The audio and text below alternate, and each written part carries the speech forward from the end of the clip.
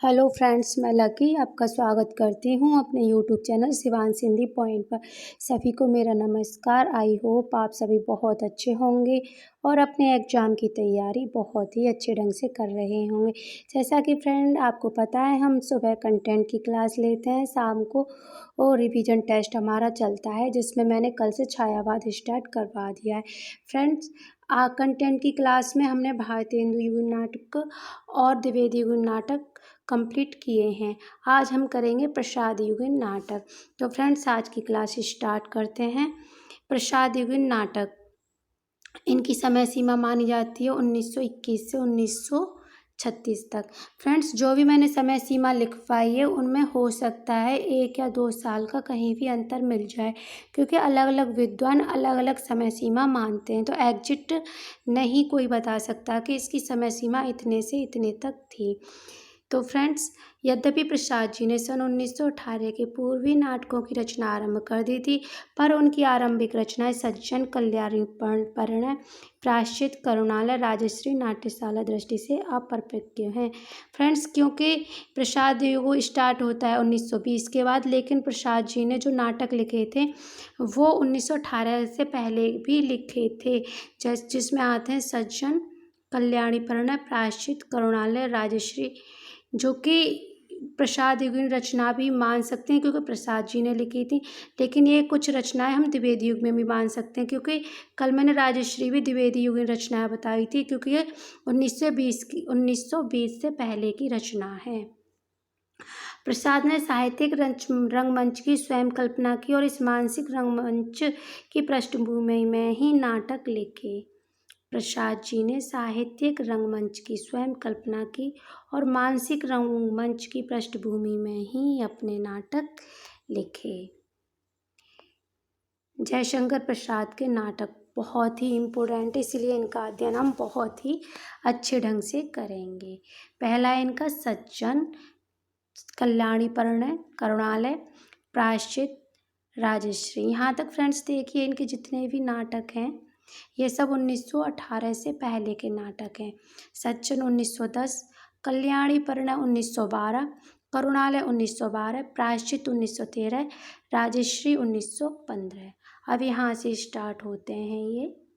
विशाख 1921, अजातशत्रु 1922, जन्मेजय का नागयज्ञ 1926, कामना 1927, स्कंदगुप्त 1928, एक घूंट 1930, चंद्रगुप्त 1931, द्रौपदी 1933। फ्रेंड्स, इनको आप इसी तरीके से याद कीजिएगा, जैसे कि सज्जन, कल्याणी, परिणय, करुणालय, प्रायश्चित, राजश्री, विशाख, अजातशत्रु, जन्मेजय का नागयज्ञ, कामना, स्कंदगुप्त, एक घूंट, चंद्रगुप्त, ध्रुव। लास्ट नाटक कौन सा है? ध्रुव। और पहला नाटक सज्जन जो आता है 1910 में, और ध्रुव 1933 में। फ्रेंड्स, क्योंकि ये इम्पोर्टेंट है, इनको बहुत ही अच्छे ढंग से याद करना है। सज्जन, कल्याणी, करुणालय, प्रायश्चित, राजश्री, विशाख, अजातशत्रु, जन्मेजय का नागयज्ञ, कामना, स्कंदगुप्त, एक घूंट, चंद्रगुप्त, ध्रुव। फ्रेंड्स, नाटकों के बारे में कुछ महत्वपूर्ण तथ्यों को देखेंगे। चंद्रगुप्त नाटक में चंद्रगुप्त तथा चाणक्य का अत्याचारी नंद तथा विदेशी यूनानियों से संघर्ष का चित्रण है। किसका चित्रण है? चंद्रगुप्त तथा चाणक्य का अत्याचारी नंद तथा विदेशी यूनानियों के संघर्ष का चित्रण है। ध्रुव नाटक में गुप्त वंश की स्त्री का पुनर्विवाह वाली ऐतिहासिक घटना पर आधार तथा स्त्री चरित्र के सशक्तिकरण पर बल दिया गया है। एक बार फिर देख लीजिए। ध्रुव नाटक में गुप्त वंश की स्त्री पुनर्विवाह की समस्या। फ्रेंड्स, इसका वो है ऐतिहासिक घटना के आधार पर स्त्री चरित्र सशक्तिकरण पर बल दिया गया है। जन्मेजय का नागयज्ञ महाभारत की कथा पर आधारित है। जन्मेजय का नागयज्ञ महाभारत की कथा पर आधारित है। अब हम, क्योंकि चंद्रगुप्त नाटक बहुत ही इम्पोर्टेंट है, जिसके पात्र पूछ लिए जाते हैं या फिर उसके संवाद पूछ लिए जाते हैं, इसीलिए मैंने उनको यहाँ ले लिया है। चंद्रगुप्त नाटक में 4 अंक हैं, 44 दृश्य हैं। इसके पात्र हैं चंद्रगुप्त, चाणक्य, राक्षस, सिंहरण, वररुचि, सिकंदर, देवल, गांधार, नागदा नरेश, मौर्य, सेनापति, अलका, सुभाषिनी, कल्याणी, कौंडिल्य, जिसमें से महत्वपूर्ण पात्र हैं चंद्रगुप्त, चाणक्य, वररुचि, सुभाषिनी, अलका, कल्याणी और कौंडिल्य, जिनमें से प्रश्न बन जाते हैं। अब यहाँ पे हमने इनके संवादों को भी ले लिया है जो कि एग्जाम में पूछे जाते हैं। प्रमुख संवाद देखिए इनके। यदि प्रेम ही जीवन का सत्य है तो संसार ज्वालामुखी है, ये कहा था कार्नेलिया ने सुभाषिनी से। यदि प्रेम ही जीवन का सत्य है तो संसार ज्वालामुखी है, कार्नेलिया ने सुभाषिनी से। महत्वाकांक्षा का मोती निष्ठुरता की सीपी में रहता है, ये कहा था चाणक्य ने चंद्रगुप्त से।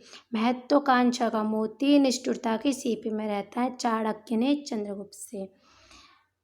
ये देखिए कभी कभी ये लाइन आधी भी आ जाती है। अरुण यह मधुमेह देश हमारा, ऐसे पूछ ले जाता है ये किस नाटक से है, तो चंद्रगुप्त से। जहाँ पहुँच अनजान क्षितिज को मिलता एक सहारा, किसने कहा, कौंडिल्य ने। अरुण यह मधुमेह देश हमारा, जहाँ पहुँच अनजान क्षितिज को मिलता एक सहारा, कौंडिल्य ने। नेक्स्ट पढ़ते हैं। हिमाद्री तरंग संग से प्रबुद्ध शुद्ध भारती, स्वयं प्रभा समुज्ज्वला स्वतंत्रता पुकारती, यह है समवेत गायन। हिमाद्री तरंग संग से प्रबुद्ध शुद्ध भारती, स्वयं प्रभा समुज्ज्वला स्वतंत्रता पुकारती, समवेत गायन। अब करेंगे स्कंदगुप्त नाटक। पात्र हैं युवराज विक्रमादित्य, कुमारगुप्त मगध का सम्राट, भट्टार्क, पृथ्वीसेन, प्रपंच बुद्धि, मार्तगुप्त, धातुसेन आदि।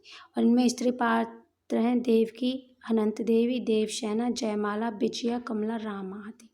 इसका एक बहुत ही पॉपुलर कथन है, अधिकार सुख कितना मादक और सारहीन होता है, ये कहा है, ये स्कंदगुप्त का आत्मकथन है। फ्रेंड्स, क्योंकि प्रसाद के नाटक काफ़ी महत्वपूर्ण है, इसीलिए मैंने प्रसाद एवं अन्य नाटकों को नहीं लिया, क्योंकि कहीं मिक्सअप ना हो जाए, इसीलिए उसको मैं अगली क्लास में कराऊंगी। आज मैंने सिर्फ जयशंकर के प्रसाद के नाटकों को ही लिया है, आप एक बार फिर से देख लीजिए।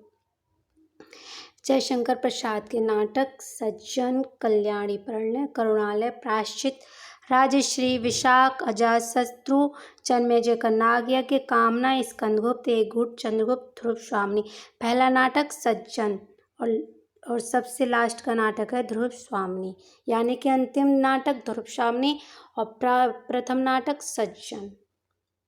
इनके प्रमुख तथ्यों में जैसे हमने पढ़ा, चंद्रगुप्त तथा चाणक्य अत्याचारी, नंद तथा विदेशी यूनानियों के संघर्ष से चित्रण है। ध्रुव स्वामिनी में पुनर्विवाह वाली ऐतिहासिक घटना के आधार पर तथा स्त्री चरित्र के सशक्तिकरण पर बल दिया गया है। जन्मेजय का नागयज्ञ में महाभारत की कथा पर आधारित है। चंद्रगुप्त नाटक में प्रमुख पात्र थे चंद्रगुप्त, चाणक्य, गांधार, सुभाषिनी, अलका, कल्याणी, कौंडिल्य। और इनके हमने प्रमुख संवाद पढ़े, जिसमें यदि प्रेम ही जीवन का सत्य है तो संसार ज्वालामुखी है, कौंडिल्य ने सुभाषिनी से कहा था। महत्वाकांक्षा का मोती निष्ठुरता की सीपी में रहता है, चाणक्य ने चंद्रगुप्त से। अरुण यह मधुमेह देश हमारा, जहाँ पहुँचे अनजान क्षितिज को मिलता है एक सारा, कौंडिल्य ने। हिमाद्री तरंग संग से प्रबुद्ध शुद्ध भारती, स्वयं प्रभा समुज्ज्वला स्वतंत्रता पुकारती, समवेत गायन।